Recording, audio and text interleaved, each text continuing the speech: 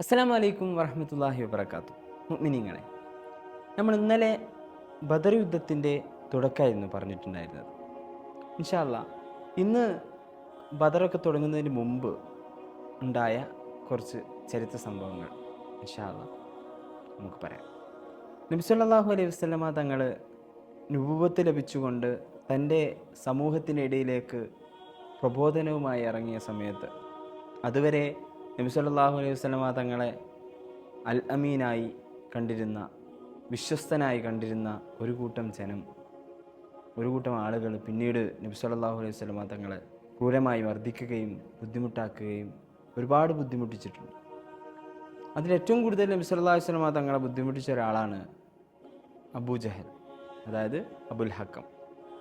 ഈ അബൂജഹൽ എപ്പോഴും നബി സല്ലല്ലാഹു അലൈഹി വസല്ലമ തങ്ങളെ മുഹമ്മദിനെ ഒറ്റയ്ക്ക് കിട്ടിയാൽ ഞാൻ വധിക്കും, ഞാൻ ശരിയാക്കുന്നവരായിരുന്നു സല്ലല്ലാഹു അലൈഹി വസല്ലം.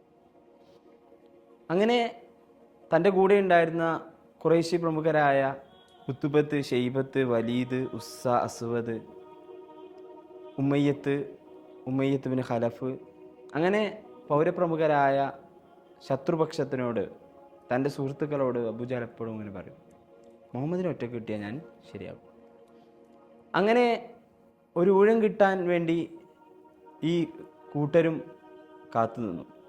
ഒരിക്കൽ അബൂജഹലിൻ്റെ വീട്ടിലേക്ക് ഒരു മെലിഞ്ഞൊട്ടിയ മനുഷ്യൻ, ഒരു സാധുവായൊരു മനുഷ്യൻ നടന്നു പോകുന്നുണ്ട്. അത് കഅബയുടെ അടുത്താണല്ലോ അബൂജഹലിൻ്റെ വീട്. കഅബയുടെ അടുത്തിരുന്ന ഈ ഉത്തുബത്തും ഷെയ്ബത്തും ഈ കൂട്ടാളികൾ മുഴുവൻ കാണാൻ അബൂജഹലിൻ്റെ വീട്ടിലേക്ക് ഒരു മനുഷ്യൻ നടന്നു പോകുന്നുണ്ട്. അയാൾ ഇടയ്ക്കിടയ്ക്ക് പോകുന്നുണ്ട്, അതേമാതിരി തിരിച്ചു വരികയും ചെയ്യും. വേർത്ത് കുളിച്ച് ശരീരമാകെ ക്ഷീണിച്ച് ശോഷിച്ചൊരു മനുഷ്യൻ, ഒരു നാട്ടുമ്പുറക്കാരനാണെന്ന് കണ്ടാലറിയാം. അതൊരു മനുഷ്യൻ എപ്പോഴും ഇങ്ങനെ അബൂജഹലിൻ്റെ വീട്ടിലേക്ക് പോകും. അങ്ങനെ അബൂജഹലിൻ്റെ വീട്ടിൽ നിന്ന് ഇറങ്ങിയ ഈ മനുഷ്യൻ, സാധുവായ മനുഷ്യൻ, നേരെ കഅബയുടെ അടുത്തേക്ക് വന്നു. സ്വാഭാവികമായും അവർ ചോദിച്ചു, നിങ്ങൾ എന്തിനാണ് അബുൽ ഹക്കമിൻ്റെ വീട്ടിൽ പോയത്?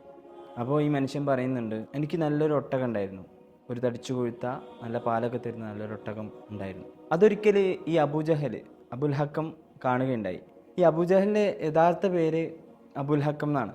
ഈ ഒട്ടകത്തെ ഒരിക്കൽ അബുൽ ഹക്കം കാണുകയുണ്ടായി. അപ്പോൾ എന്നോട് എത്രയാണ് അതിൻ്റെ വില വാങ്ങാൻ വേണ്ടിയിട്ട് ചോദിച്ചു. അങ്ങനെ 80 ദിർഹം ഞാൻ വില പറഞ്ഞു. അബൂജഹൽ വാങ്ങി, അബുൽ ഹക്കം വാങ്ങി. അബുൽ ഹക്കം വാങ്ങിയെന്ന് മാത്രമല്ല, അതിൻ്റെ പൈസ കൊടുത്തുമില്ല. കുറേ കാലമായി വാങ്ങിയിട്ട് ഇതുവരെ അതിൻ്റെ ക്യാഷ് കൊടുത്തിട്ടില്ല. 80 ദിർഹം കൊടുക്കാനുണ്ട്. ഒന്നുകിൽ എൻ്റെ ഒട്ടകത്തിന് തരിക, അല്ലെങ്കിൽ എൻ്റെ 80 ദിർഹം തരിക. കഥ ഇവിടെ അവസാനിക്കുന്നില്ല. ഈ ചരിത്രത്തിൻ്റെ ബാക്കി ഭാഗങ്ങൾ അടുത്ത ദിവസങ്ങളിലായി നിങ്ങളിലേക്കെത്തും ഇൻഷാ അല്ലാ എന്ന പ്രതീക്ഷയോടുകൂടി. അസ്സലാമു അലൈക്കും വറഹ്മത്തുള്ളാഹി വബറകാതുഹു.